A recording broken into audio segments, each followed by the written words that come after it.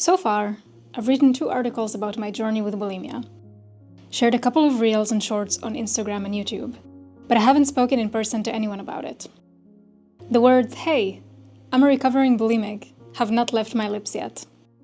It's taken so long to even just get here, to let the internet know that I struggled with bulimia for 15 years. But to look someone in the eye and to say the words, man, that's a whole other story. It's easier to talk about this on paper, when I can't see the person's reaction in front of me. It's a whole different thing when I'm sitting in front of someone, seeing their reaction. I'm scared of the judgment, but the truth is, no one will judge me as much as I judge myself when it comes to this. And oh, did I judge myself for it. For a long time, I tried to pretend that it was behind me, that I had it under control, that it was something I did when I needed a break, when I was bored, when I was sad, stressed, and feeling all the feelings. But the truth is, it was 100% controlling me. It was equally my hell and my safe haven, and I judged myself for being so weak. I was strong in every other aspect of my life, but this. And a part of me knew what I needed to do in order to get rid of it. I just wouldn't. I kept holding on because, like any addiction, it was serving me. I needed it. And I judged myself for that too. That's why the idea of talking about this was terrifying to me. Still is. But I did it. I wrote it out and hit publish. And it's time for me to utter the words out loud as well. So, what made this happen? Simply speaking, I made peace with it. I forgave myself. The longer, more complicated version, for the first time in my life, I understand that I deserve to have a great life. That I'm worthy and loved, and that I'm significant. I have a clear idea of the person I want to be, and I know I will never be able to fully become her if I have bulimia in my life. The fact that I was the one holding myself back from reaching greatness always made me ache. I became fascinated by why, even though I wanted to let go of my self-destruction and start building instead, I was still holding myself back from doing it. I remember reading the late Matthew Perry's book and thinking, how can someone who's an alcoholic, who's so messed up and so struggling and so broken, help so many people through alcoholism? With every story I read, I hated him for failing himself like that. I had tears in my eyes as I yelled at the pages, "Why couldn't you help yourself the way you helped these people? Why didn't you love yourself, damn it? You're so amazing, so loved. Why didn't you see it?" And really, I was yelling at myself. I was so angry at both of us. But the more I read that book, I got it.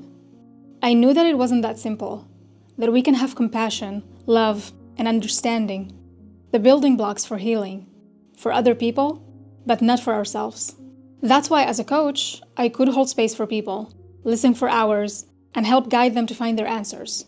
But I couldn't do it for me. But there was something else in there too. Judgment.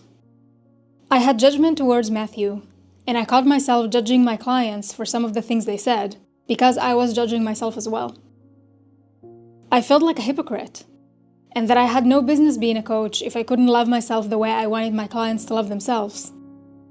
So, even though I love coaching, I decided to take a step back from it until I can practice what I preach, and until I release judgment from my system, starting with towards myself.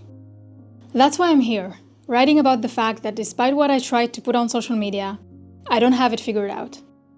That when it came to bulimia, I was weak, that I was hurting, making the wrong choices, and like all of us, I needed help and guidance, and it's okay. Why did I ever expect myself to be something other than human? Now, it's been 40+ days since the last time I binged and purged. I believe it's the longest I've gone, to be honest. And even though I'm extremely proud of myself, judgment still creeps in. Thoughts like, why did you let this go on for so long? Start haunting me, as if it didn't come from the same voice that told me to do it. Only now, when it pops up, I hit it with compassion and love, because for the first time in our time together, instead of trying to fight it, I took the time to understand my bulimia, to ask it questions, to have conversations with it. Why are you here? What part of me likes you? What brought you to my life? What purpose are you serving? Question after question that I never thought to ask before, that I didn't know how to ask or how to fully accept the answer to. Becoming a coach helped me with that. It brought empathy and acceptance to my life, and they started to heal me. I'm now celebrating every single day where I don't binge and purge. I look myself in the eye and tell myself that I'm magnificent, a force of nature, and I'm holding myself in the warmest, kindest embraces I've ever given anyone. Because what I'm doing is a fucking accomplishment. Judgment will always creep in every now and again. But for the first time in my life, I have more love and empathy and compassion in me, and they're kicking its ass whenever it does. To sum it up, I'll leave you with a quote from the great Martin Luther King Jr. Darkness cannot drive out darkness. Only light can do that. Hate cannot drive out hate. Only love can do that. Thank you for watching. I don't know who you are, but I love you and I believe in you. If you're interested in reading this article and many more that get published before I put them on here, then head on over to my Substack. The link is in the description.